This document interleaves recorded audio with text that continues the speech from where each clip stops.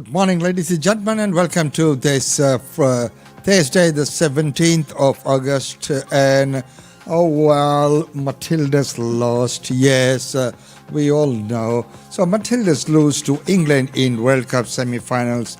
Ellie Carpenter's defensive errors have been called out.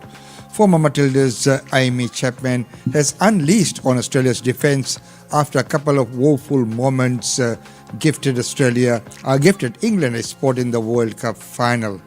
Laura Hemp and Alyssa Russo did the damage late as England shattered Australians' dream in a clinical 3-1 win in Sydney to set up a Women's World Cup final against Spain. But the team took advantage of a couple of colossal errors from Ellie Carpenter in the area to silence the 75,000 strong crowd. England deservedly took the lead 9 minutes after the break, with Manchester United's Ella Tooney unleashing a rocket just inside the box with the outside of her boot. Sam Kerr, starting with the first time this tournament, hit back at the home side after the hour and the world-class goal from 30 yards and set the game on fire. It sparked an ecstatic scene, but the crowd was silenced just 8 minutes after which Hemp muscled her way into the box and stepped into the corner before Russo put the icing on the cake with 4 minutes left in the normal time. Chapman couldn't hold back her analysis. It's some awful defending, the Australians, she said at the Optus Sport corner. Ellie Carpenter not dealing with the initial ball in behind. It really should have been anything but all. But Lauren Hemp, she's hustled all evening. She's been England's best all evening and she puts that one away, no troubles. I'm a big fan of Ellie, but that colossal mistake, a game-changing mistake for her not to deal with that Hemp, was there to pronounce. So there you are. A win is a win, a loss is a loss. So, we thought we'd start off with that. Now, getting on with the news for today. Hunters are looking for more renting properties. So, what is happening? So, the house renting rights on the agenda for National Cabinet.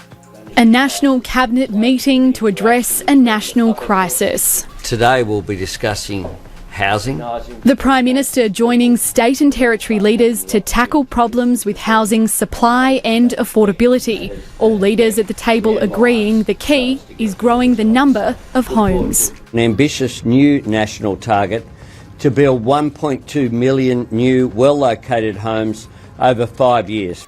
It's 200,000 extra homes on top of what was agreed to last year, with construction to begin from mid-next year.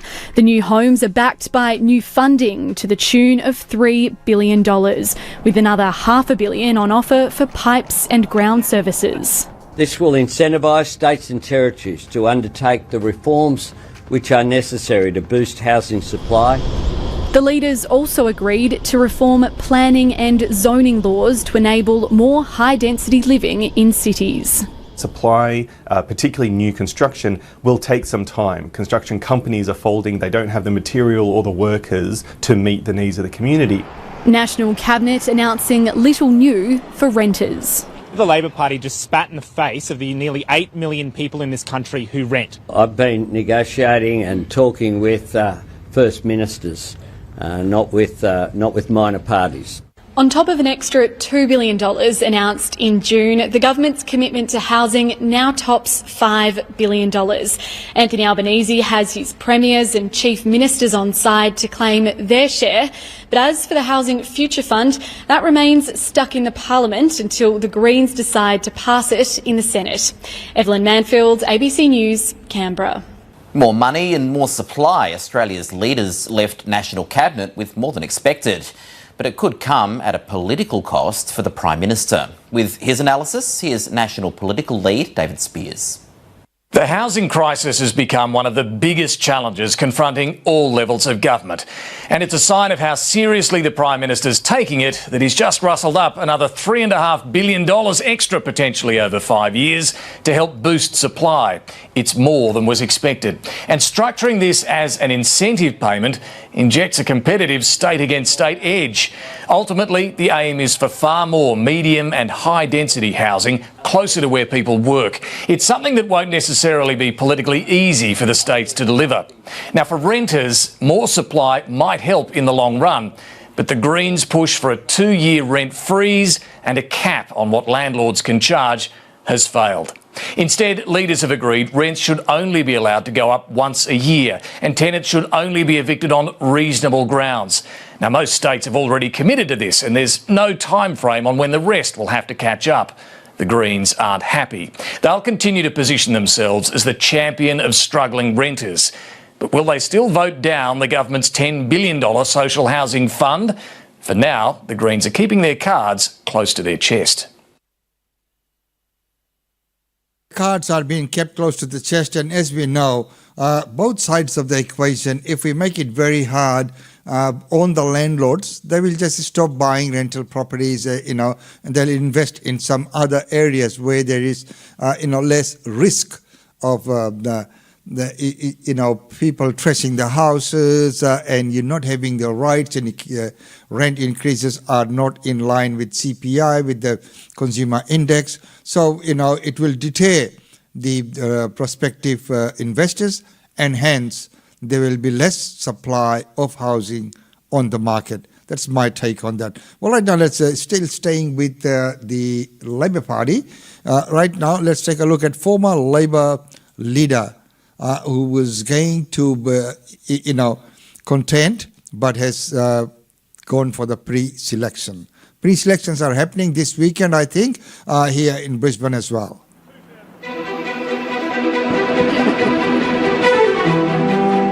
This is an enormous task, and we have an enormous job to rebuild Labor.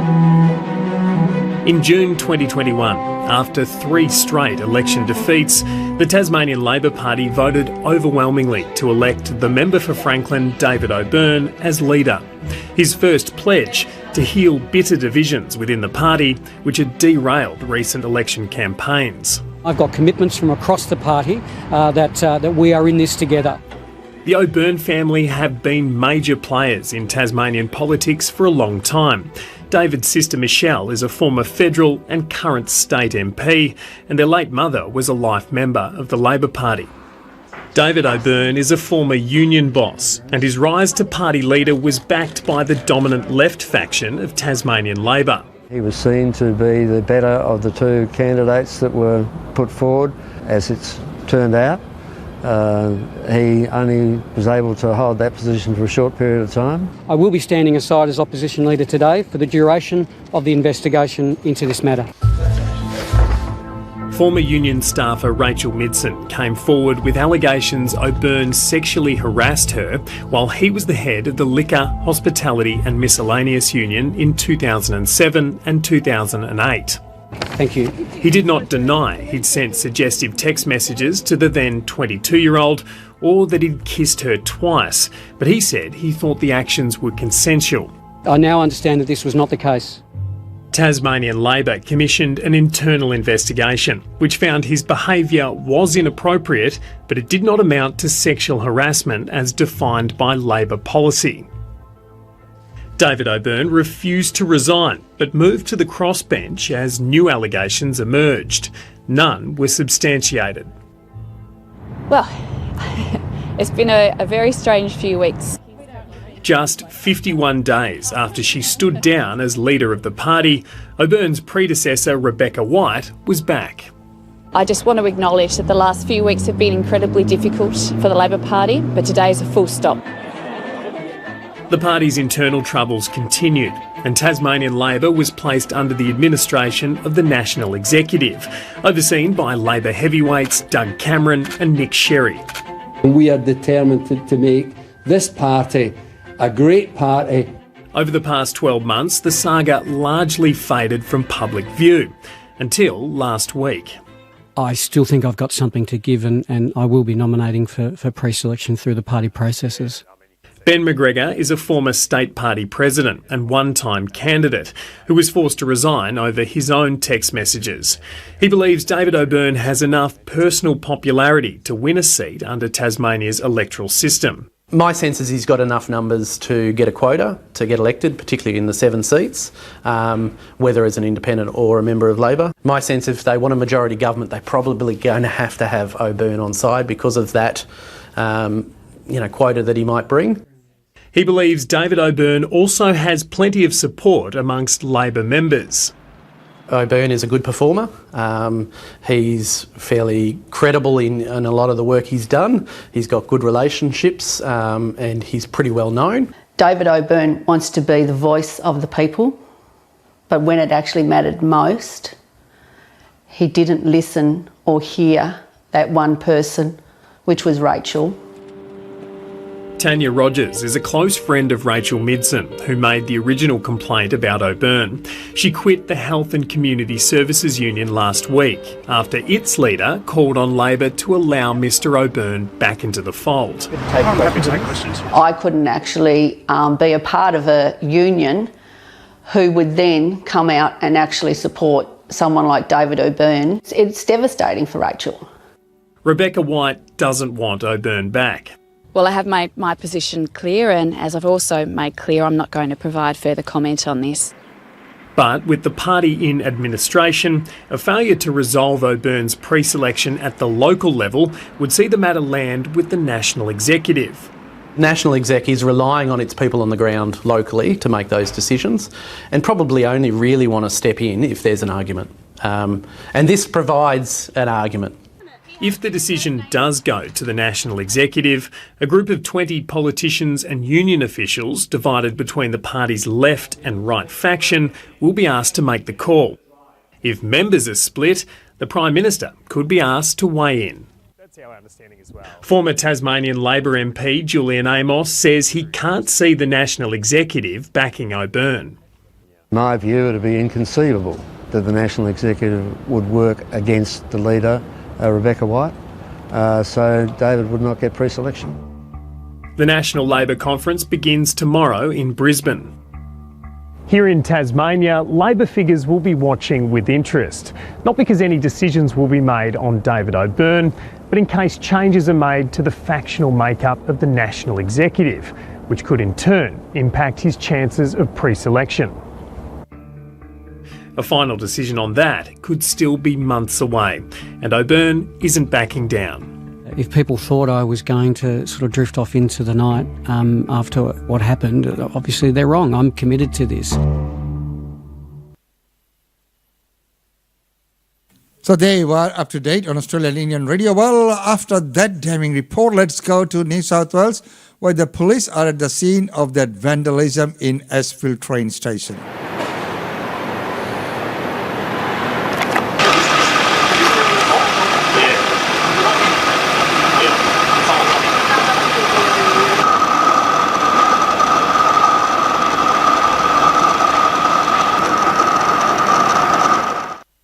And we know the havoc that vandalism created. Well, right now, staying in with the Transport Minister. So New South Wales Transport Minister is under fire for appointing the former staffer. Transport Minister Jo Halen says she wanted a fresh set of eyes at the helm of her department. But documents from a recruiting firm reveal her choice for Transport Secretary is underqualified. This is Jobs for the Boys 101. Josh Murray was Chief of Staff to former Premier Morris Yemma. Documents tabled in Parliament show he applied to run the Transport Department, but the recruiters didn't recommend him. One assessment said he has not, however, had large-scale strategic, operational or people leadership experience, which would likely make his appointment to this role a significant risk. The Minister's Chief of Staff, Scott Gartrell, intervened. The shortlist is pretty underwhelming, he said. I reckon we should persist with name redacted, and in Group C1, Josh Murray should be interviewed as well. The other final candidate was Benedict Collin, a senior transport executive. Josh is a better fit for the department and for me at this time, and is therefore my preferred candidate, Minister Halen wrote. Joe Halen was saying before the election, how dare we as a coalition overlook a qualified, experienced woman, and she's just done exactly the same thing. Ministerial diary disclosures show Joe Halen met with Josh Murray 9 days after Labor won the election and a month before the recruitment process started. She's repeatedly denied canvassing him for the job in that meeting. Labor came to government on a promise of integrity after the coalition's own Jobs for the Boys scandal, where former Deputy Premier John Barilaro was forced to resign a New York trade role after inquiries found another woman was offered the job first. In a statement, Minister Halen says she's always acted honestly and in accordance with the public interest. Isabel Rowe, ABC News, Sydney. So there you are, ladies and gentlemen, those news and the damning reports about what actually goes on behind the scenes as well, the selections, the pre-selections, which minister gets which job, and there's a lot more than meets the eye. Well, right now, artificial intelligence, like it or hate it, it's here to stay. But in some cases, it could be used for good purposes, such as medical advancement. The sperm counts across the globe have dropped dramatically. We've seen a decrease of 50% in male sperm counts just in the last 40 years. So improving the technology that we have to cater for these types of severe male infertility is going to be instrumental. My name is Stephen, and I invented an AI called Sperm Search. So this is the storeroom where we store sperm and embryos. For severely infertile men, it's extremely difficult to find sperm. It's like a needle in a haystack. The AI comes in and basically almost instantly finds the sperm that are on the screen that we're looking at.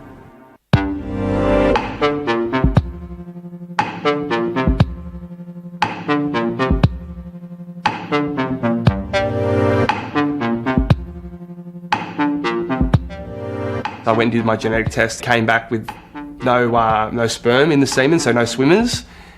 It was very confronting. It was really hard to hear that, especially because knowing that I was the cause of what we were going through, it hit you like a brick wall, basically. I think I never thought about how that would feel like to not have a kid. I felt really, really upset for Marcella because I knew how much it meant to her, and I felt like, when you're married, you're a team, and I felt like I was one that was letting the team down. Do you know what I mean? So I was very upset by that. So there you are, ladies and gentlemen. AI to the rescue of AI, used for medical purposes. We used correctly for certain things, could prove beneficial. But we need to be very, very careful as well about the invasion of privacy, also the human factor as well, and the effect that it will have on the mental condition of many people. Ladies and gentlemen, let's finish off with some of the functions and events.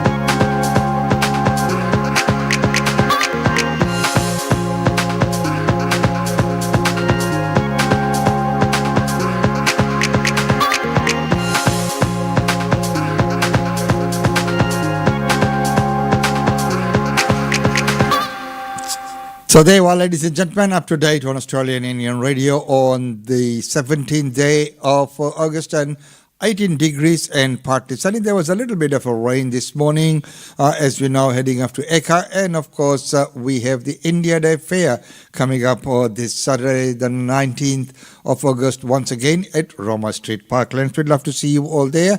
Until then, it's goodbye from us. It's, as usual, been wonderful having your company on this show.